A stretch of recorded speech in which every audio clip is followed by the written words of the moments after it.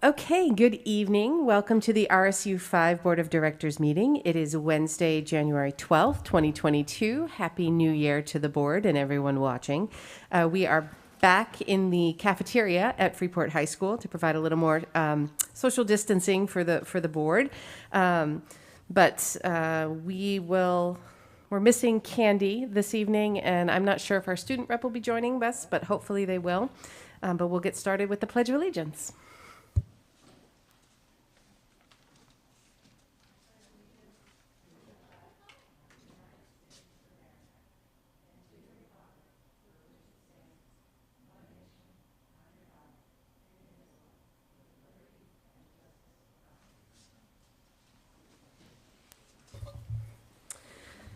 Okay, so do I have a motion for consideration and approval of the minutes for December 8th, 2021 and December 22nd, 2021 as presented, barring any errors or omissions?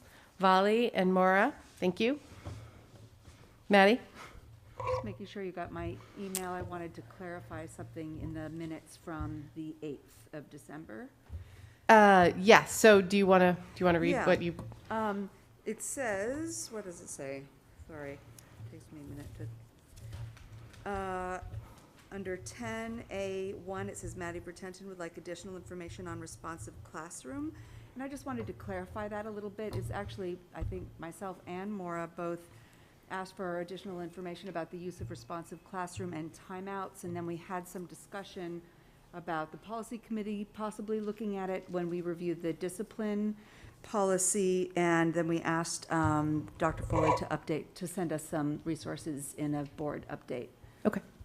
I'm fine with those changes to the minutes, if other folks are as well. We typically don't go into that level of detail in the minutes. They're usually very sort of cursory in terms of like content, because if folks are super interested, they can go back and watch all of our videos, but I'm happy to have that put in there if other folks recall that similarly.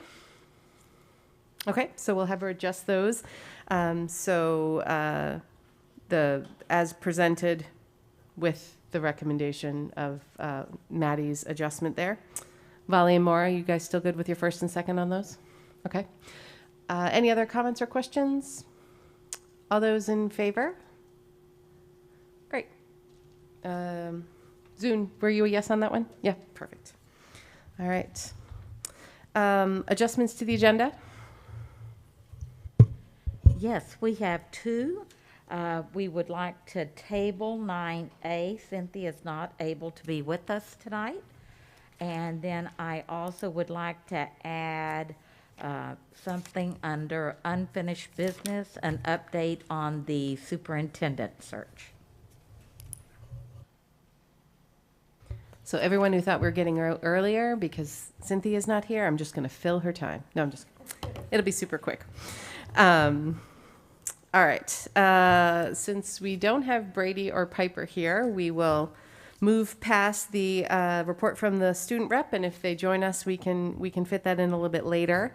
So that brings us to our first public comment. Scanning the room, not seeing any public in attendance this evening, but I'm going to give them a minute in case they're running in from the parking lot. Okay, so we will move on to the report from the superintendent. Okay, thank you. Just wanted to remind the board that their next opportunity for professional development is on January the 26th from 1:45 to 3. You will be hearing from students and staff about the social, emotional supports and interventions that we are providing to our students at Mass Landing School. Please let me know if you will be able to attend. I've heard from Colin and Zoom that they're attending, and anybody else. I think it's going to be a fun visit, and you'll be hearing directly from our students. I have 3 resignations to report this evening. Ben Bogenhole, FHS English teacher. Lydia Anderson, gifted, talented teacher at Durham Community School. And Heather Curtis, bus driver, custodian. I also have the following retirements to report. Anne-Marie Spazuko, Moore Street kindergarten teacher. Nancy Dyer, Moore Street ed tech. Martha McGuire, FHS Ed Tech, Priscilla Allard, bus driver, Linda Williams, Moore Street Ed Tech, Robin Lowell, FMS custodian, Pauline Gillis, PES bus driver custodian. And per our contract, teachers and ed techs need to let us know at this time of the year as we're building the budget. So that's why you're seeing so many of these reporting at this time. And these will be effective at the end of the year, with the exception of Robin Lowell, who just finished up at Freeport Middle School.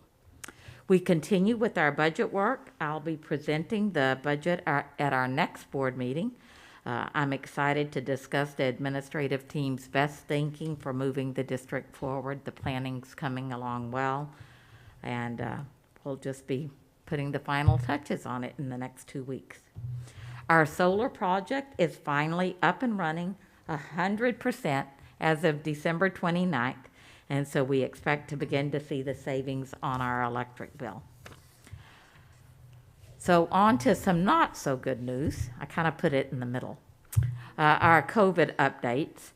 In RSU 5, we are now at 325 confirmed cases.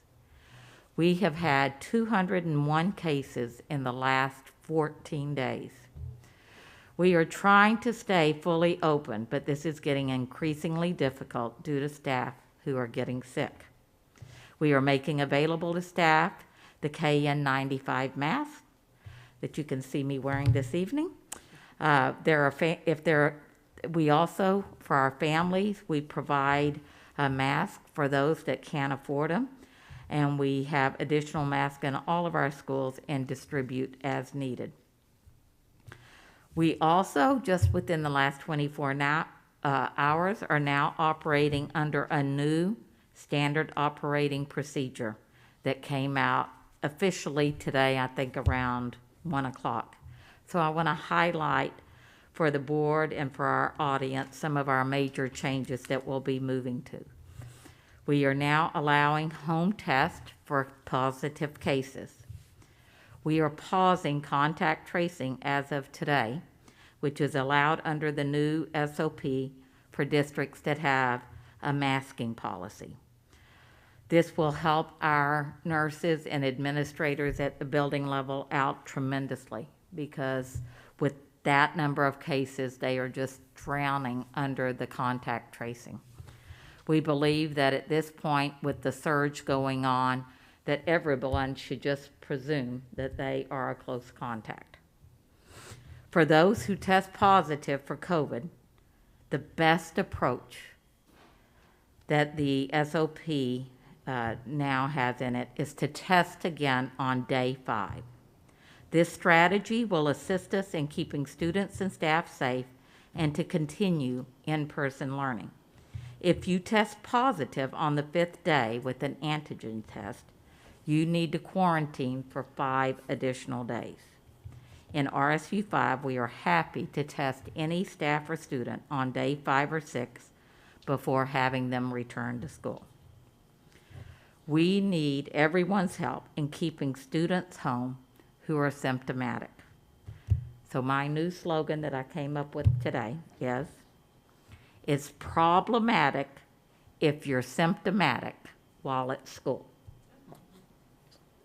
So please stay home if your child has symptoms, and that will really help us get our schools healthy again. So now on to more positive news. 2 of our students at the high school, Enzo Chicatano and Riley Simon, have been selected to have their writing published in a book created by the New York Times. The topic that they were given, that our English classes did, was coming of age in 2020. They wrote essays which have now been selected out of 5,500 submissions. And their 2 have been selected with others to be published in this book. And Principal Gulko told me that Riley's essay was about getting her license in 2020 and having nowhere to go. So I think I'm not sure what Enzo wrote about, but I can't wait to read both of their essays. And so, well done, Enzo and Raleigh, in making us very proud in RSU 5. And finally, to conclude my report, Mass Landing has been selected as the kickoff site for the State Winter Kids 2022 Winter Games. And Winter Kids really help our children develop healthy, lifelong habits through education and promoting fun outdoor winter activities. And so as part of this kickoff, Mass Landing will be competing against 22 other schools across the state for 4 weeks with the focus on different physical activity and nutrition challenges. The kickoff will be occurring this Friday at 2 o'clock, and the Falcon mascot will be in attendance, as well as I hear Betty and Eddie the Yeti, the Sunday River mascots. And so it should be an exciting way for us to finish off our week in RSU 5 in a really positive way. And that concludes my superintendent report. Vali. Thank you, Becky. That was a good report, except for the middle. And I have a question about the middle. So I've been wondering, do we have a criteria for when we move to remote? Is that based on the percentage of positive cases for staff, for students? How do we determine how long we can stay in school and support students at home however best we can? So there isn't any clean-cut criteria. So twice this year we have moved to remote learning. Once in, I think it was 3rd grade at Durham Community School, and the other time was at Mass Landing School. When, with every case is reported at the school level, then the school notifies my office, and we track all of these cases. And if at any time the principal or the nurse there or I, in reviewing the data, feel like we have in-school transmission, that we feel like we need to move to remote in order to kind of break the cycle, we do so. And that's what resulted in the 2 times earlier in the fall. The other thing that all districts around us are coping with right now is the staffing issue. So if you have staff that are getting sick and we can't think of creative ways to cover it, right now a lot of our ed techs are covering, our RTI teachers are covering. We've talked about at some point we may have to eliminate a special. We've talked about a lot at the administrative team about how do we do this. And I think all of us are in 100% agreement that if we can keep the schools open, we want to keep them open. And so we will be thinking as creatively out of the box as we can. But we also decided there's no way to pre-plan for a lot of those. And I'll give the example that we discussed at the administrative team meeting. Next week is midterms at the high school. So if one of the elementary schools called me, or one of the other 5 schools called me and said, oh my gosh, we don't think we have adequate staffing, we know that next week, if we really needed to, we could potentially pull ed techs from the high school that are not needed during midterms and put them at the school, at lower schools to cover classes. So that's one possibility. But if it's not midterm week, we might not be able to do that. So, I have again stressed, as I did last year and in 2020, the need for us to really remain very flexible, to keep thinking outside of the box, with the goal that we want to keep our schools open. Thank you. I really appreciate the thinking outside the box, because I think that's our only saving grace these days, so thanks. Okay.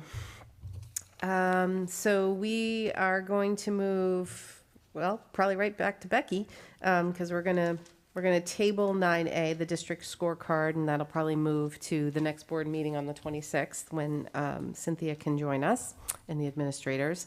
And so we will move on to the update for the 2021-2022 district goals. Okay.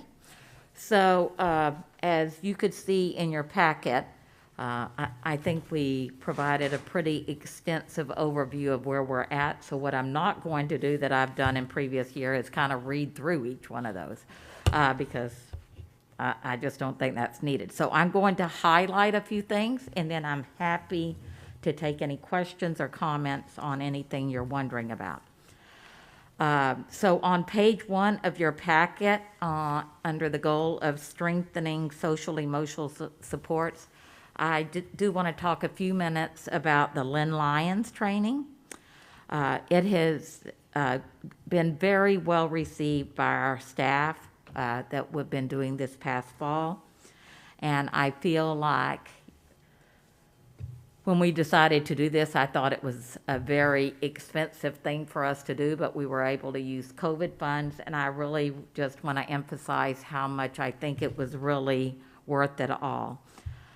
Just as recently as this last Wednesday, Lynn met with all of our guidance counselors and social workers from the district. It was a 3-hour professional development, and I think very, very useful. They reviewed current 504 plans, and what Lynn is really stressing to them is that we should be shifting in RSU 5 away from things like providing extensive time to more building skills. So what would it, there may still be times when we need to put in an accommodation like extended time, but what is it that the student needs so that they can just move towards being able to do something independently and in the time allotted. So that's what she worked with them on. And then we still have each of the schools have identified areas that they feel like they would like to consult with her on. And so in the next couple of months, she'll be meeting with the leadership from each of the schools to do the work, to help them with the work that they have identified as most needed in their school. So that's just been, we've just had really positive feedback from that. So on page 4, I also wanted to do an update on the diversity, equity, inclusion goal. Our DEI committee has met regularly or monthly on Tuesday mornings. I feel like the meetings have gone well. Our latest update is that we are going to be welcoming the families from the Congo, Angola, and Haiti that are arriving at the Casco Bay Inn, which is serving as a temporary resettlement area. We are in the very early stages of our families arriving. We know that right now we have one child there who is ready to enroll. We are finalizing our enrollment process and hope to begin enrolling these students next week in the district. So that's just super exciting. And our ELL teacher, who is 0.6, you'll remember a couple of years ago we reduced that to a part-time position based upon the students we had then, that she has agreed to go to full-time. And then in addition, we are posting for some additional help. The Mid-Atlantic Equity Consortium that we've been consulting with for 2 years sent an analysis just early this week, like on Monday, of our district scorecard. So we're in the process of scheduling a meeting to review their findings, and then we'll be finalizing their report before we share it with the DEI committee and, of course, you and others. It might be that we can get a snippet of that now that the district scorecard has been postponed until the next time. We might be able to include a slide in there to just give you some of those findings. On page 9, when talking about working on our transportation, we are still very short-staffed with bus drivers, but we are currently offering a bus training course, and we have 4 people training to become bus drivers through the instruction of Principal Grogan and Dennis Willett, so they're offering that course. And then lastly, I'm really excited to report that I reported earlier to our Finance Committee about an update on the cost sharing. And I was able to connect with Susan Bowden this week, and she has tentatively agreed to do the cost sharing work. She's putting together a proposal for us to consider, and she's really excited once I explained to her this was not really facilitating the 3 towns, but it's more looking at what we currently have, and then her, like, you know, presenting a couple of options and her recommendation. She is the former Director of Finance at the Department of Education. She is also the former Acting Deputy Commissioner at the Department of Education. So she was my first choice, and she initially turned us down because I was saying that we wanted the work completed this year. But I went back to her and I said, no, we think we can wait until next year. And so she's willing to take a look at that and put the proposal together. So I'm really excited about that. So that kind of completes my brief overview, and I'm more than happy to take questions on other parts or comments. Questions for Becky? Polly? Yeah, I have a question and maybe a comment too. For the student voice, which is the strategic goal 1, students experience joyful learning climate. Yep, and on That what is, page? Yeah, we're on pages 2 and 3. Yep. And I really appreciate all the descriptions of all the things that are going on in each individual school.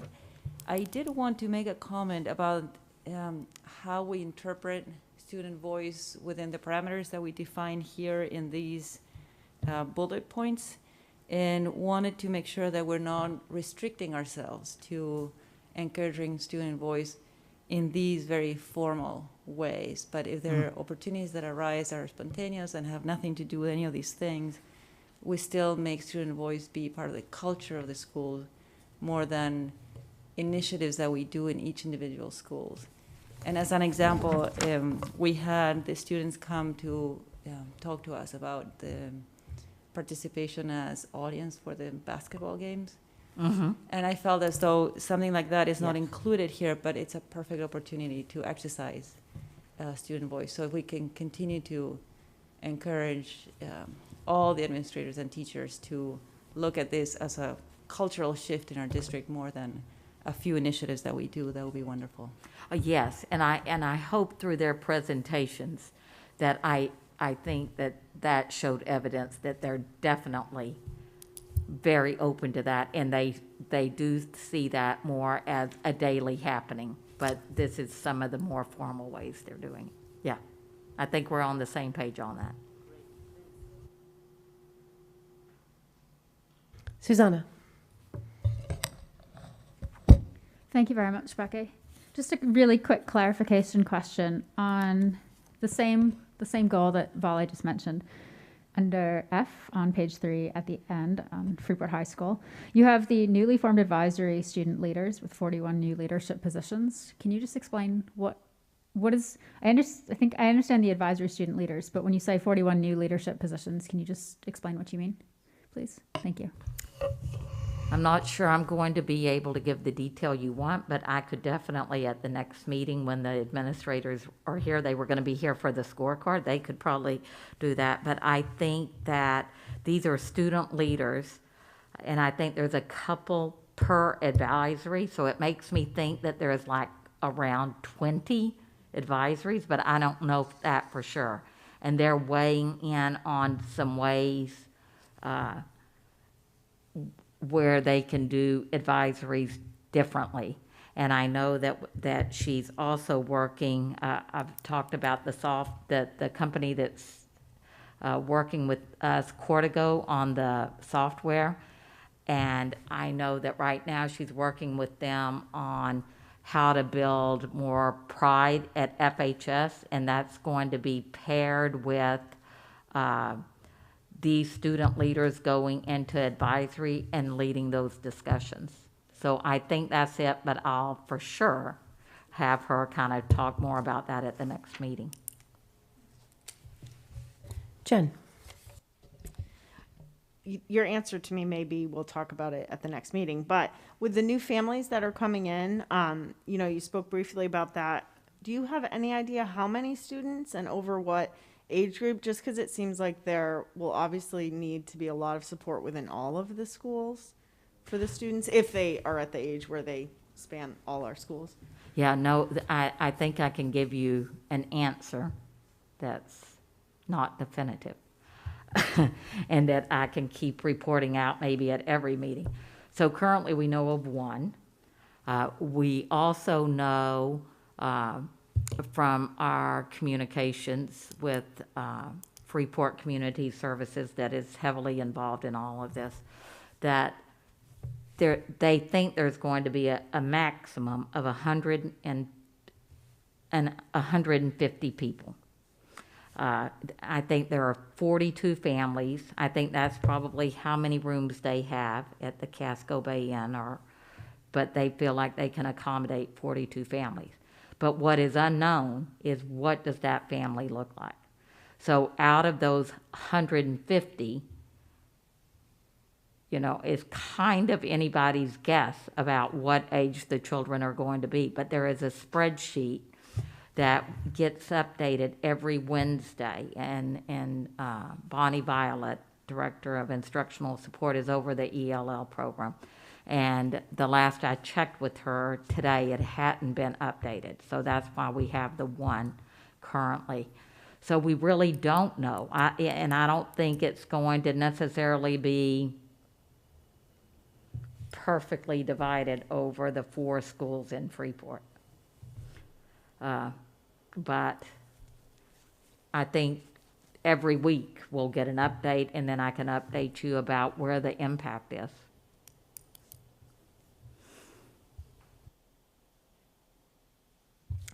Maddie?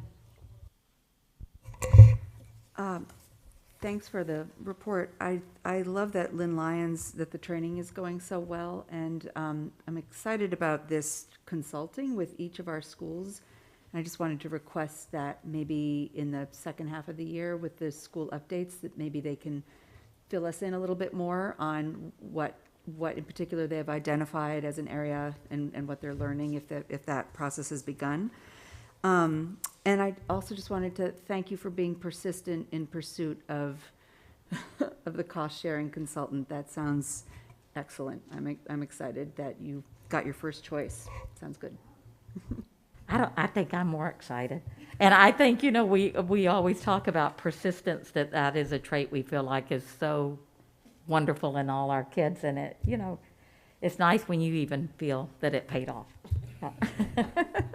She literally harassed her into submission. No. Colin? Yeah, thanks so much, Becky. This is perhaps it's a process question, so I hope it's not too 30,000 feet. I'm going to try to bring it down to like 15 or 10,000 feet. I'm just curious about we're going to be getting the presentation on the budget next meeting, and I'm just curious about the relationship between the items on that budget and what we have outlined here as goals. And I suppose just their interrelationship. I'm sure it's a little bit of back and forth, but are there?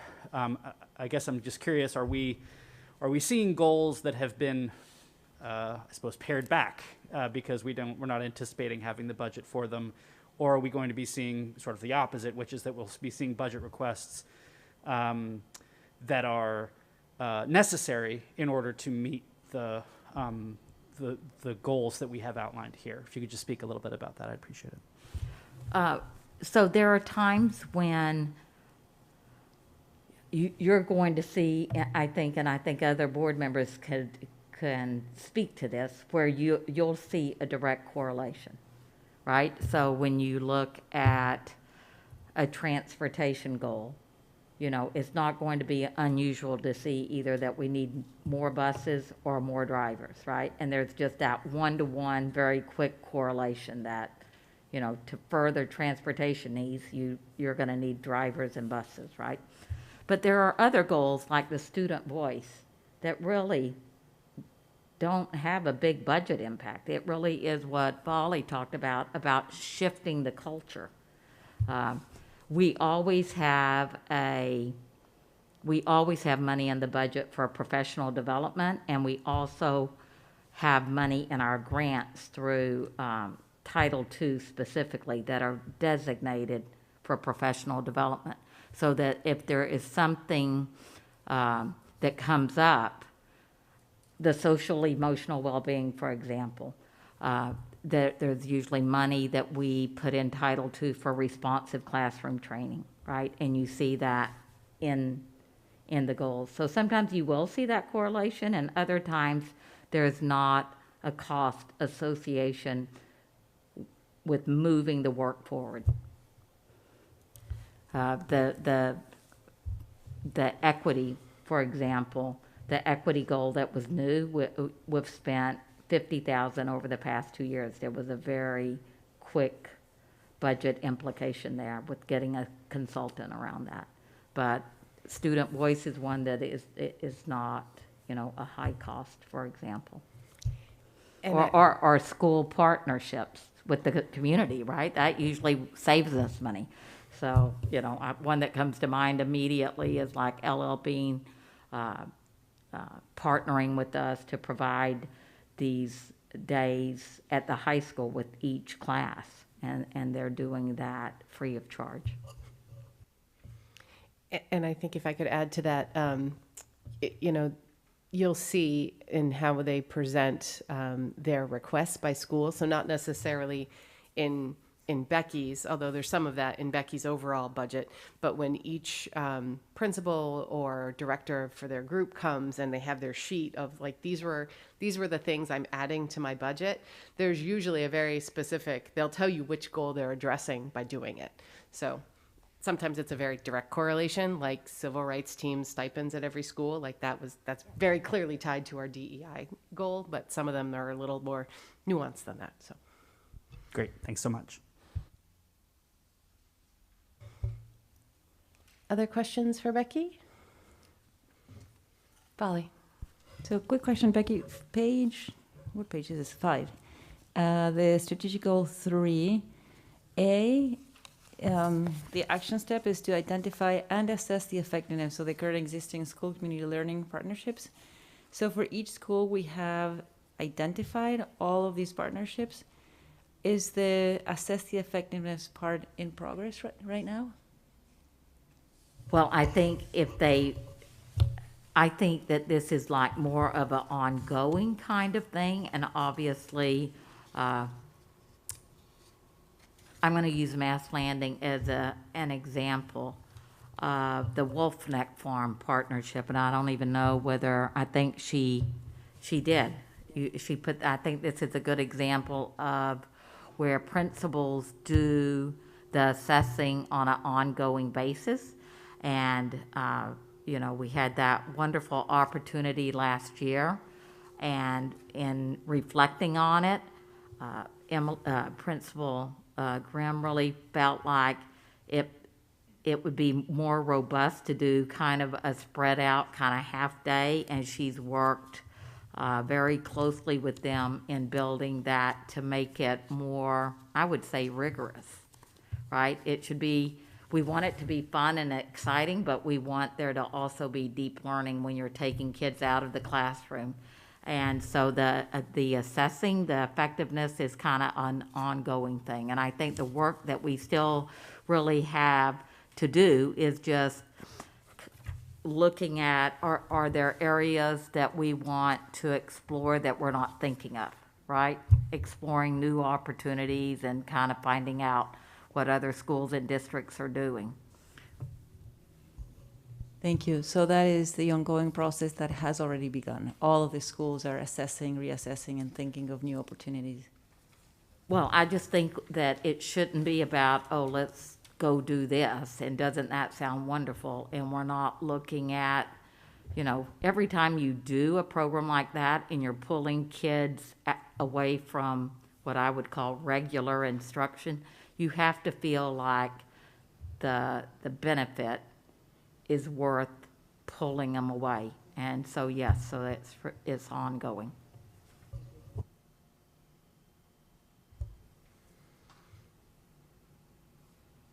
Okay. Thank you for that. So we will move on to 12, personnel. I don't know, I think I'm missing Cynthia or something. I feel like there's no break for me tonight. Yeah, sorry about that. It's the Becky Show. Yeah, exactly. So I'm very excited to bring to you my recommendation for Gail Walotsky to become the next Director of Technology in RSU 5. She's been filling the interim position for over a year now. Previously, she was a STEM teacher at Mass Landing, and prior to that was a classroom teacher there. And her past experience as a teacher has proven to be very beneficial. Gail graduated with a bachelor's from Boston College and has a master's in educational technology from Lesley University. And one of her references noted that as the interim director of technology, I would rate her as the best I've ever worked with. She has a very strong understanding of end users and uses that perspective to guide her decisions. I think this comes from her experience in the classroom. Teachers love her and they see her as an ally. So we're delighted to have Gail as part of our administrative team. I think our tech team is very excited to have her leading their department. And so I hope that you will give her your approval tonight. Okay, so do I have a motion for consideration and approval to employ Gail Walotsky as the Director of Technology? Jen and Colin, thank you. Any questions, comments? I just want to say that I think we're talking about flexibility and out of the box, solutions.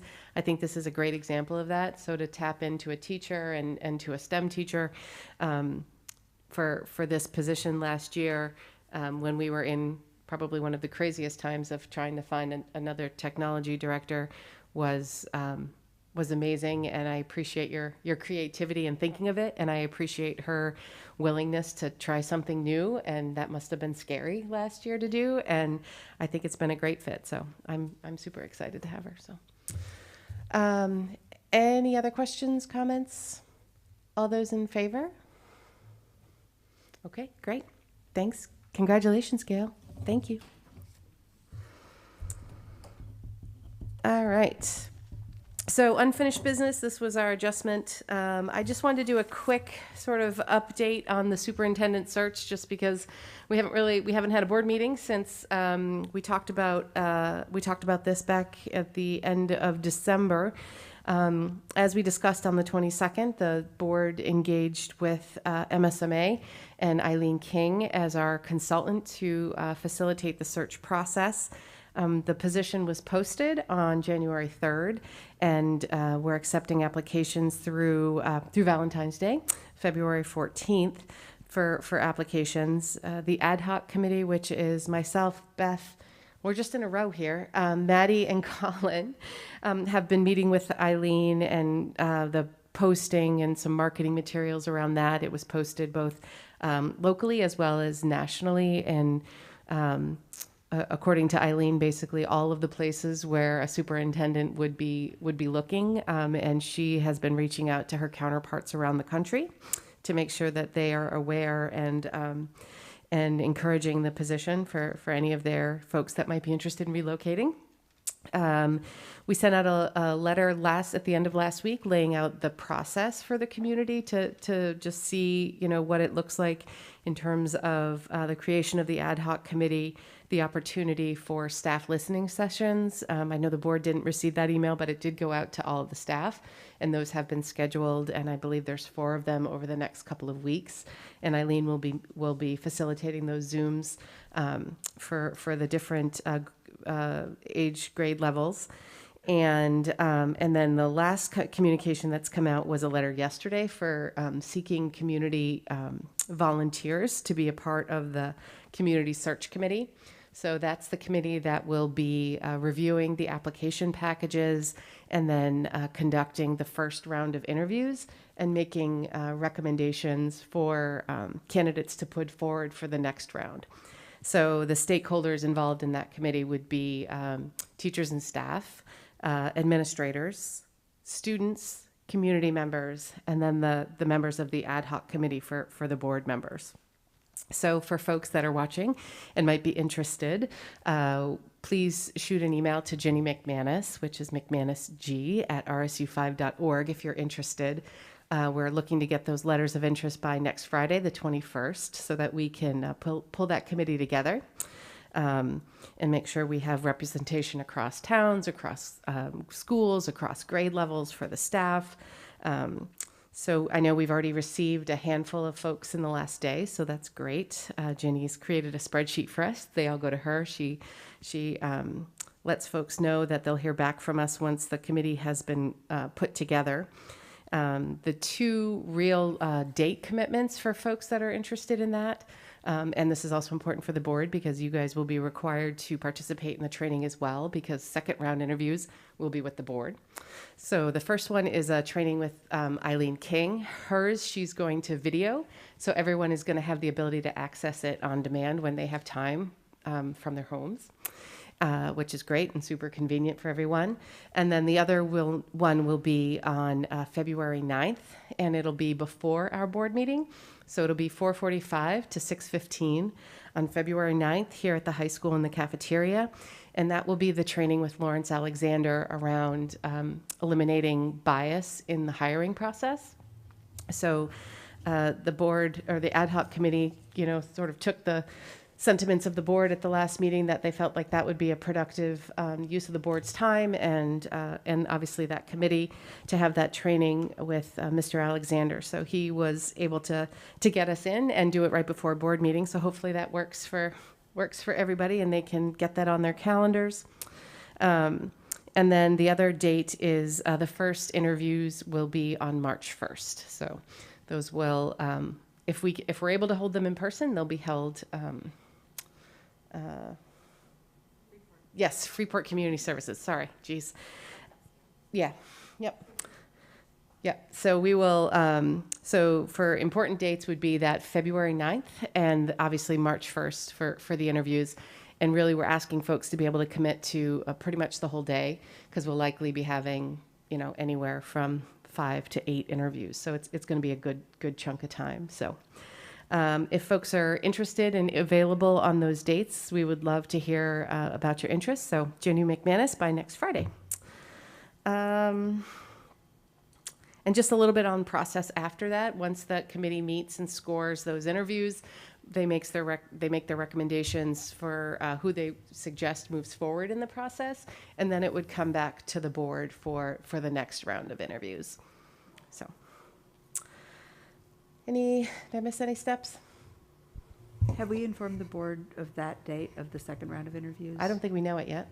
I thought we had, maybe it's just a placeholder. I don't even think we had that. I imagine. I should write it down if we did. We might have. I have us meeting to talk about it, but I didn't have it. Yeah. So, Joe. Just to clarify, on that March 1st, it's the entire board or just the 4 of you? No, sorry. Yeah, so that's the first round of interview, which is that community search committee. So that's the admins, the students, the staff, the 4 of us as the board members, representatives on there, and the community members. So the board does not have to be available on the 1st. Okay.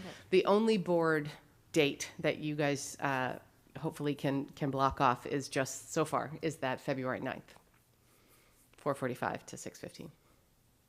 With that said, does that mean there's going to be another date that we have to? And is that going to be during the school day? I think that's usually flexible. I feel like we've done second interviews in the evening in the past. So whether we do it on I don't remember. I don't recall it being on a regular board meeting because that would be unusual because obviously this part of it is public, but it was on, yeah, I mean, it was on a different day than a board meeting. Yeah, so, but usually those second rounds are in the evening. Thank you. Yeah, and as soon as we have those nailed down, obviously we'll let folks know so they can plan accordingly. Susanna? Thank you. Just a further clarification question.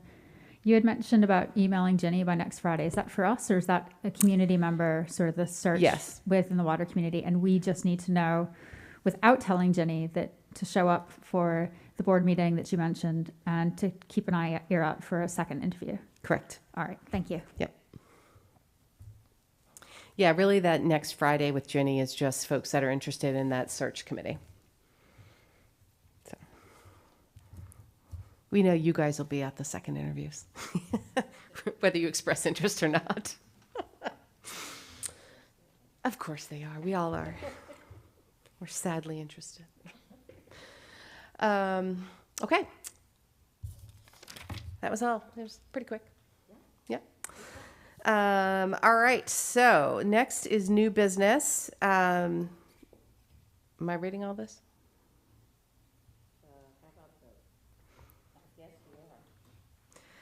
Okay. Hold on. Let me get a drink. Well, you want to explain it first? I'm happy to talk about it. That probably makes more sense before you read all that. For the board members who've been here for a year or so, we did this a year ago with the nutrition director, Erin Dow. And so normally, in the past, the director of technology has fallen under Social Security. Because Gail is a former teacher, she has a huge desire to stay in the teacher retirement system.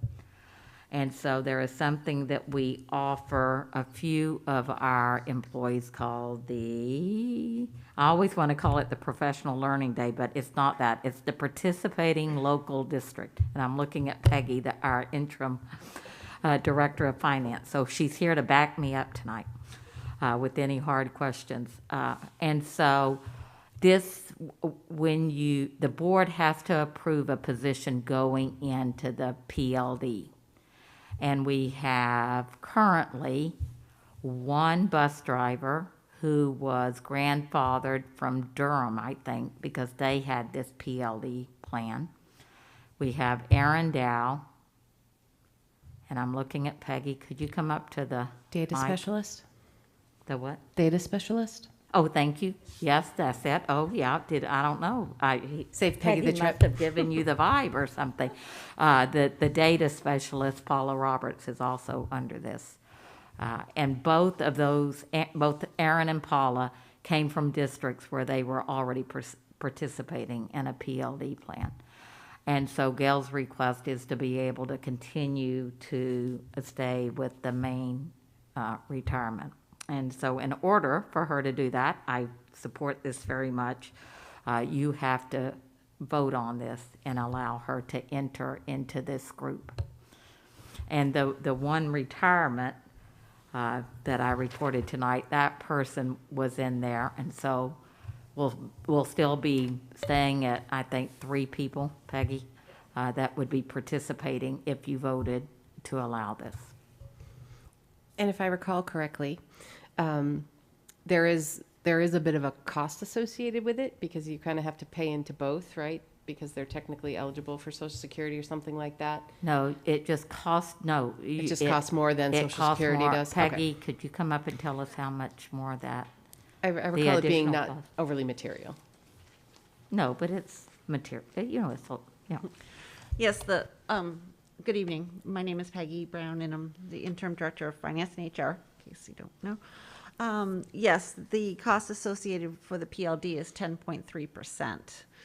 The main PERS is 3.84%, but if she could not be granted this opportunity for the PLD and had to be on Social Security or have that be her way of her retirement, that is 6.2%.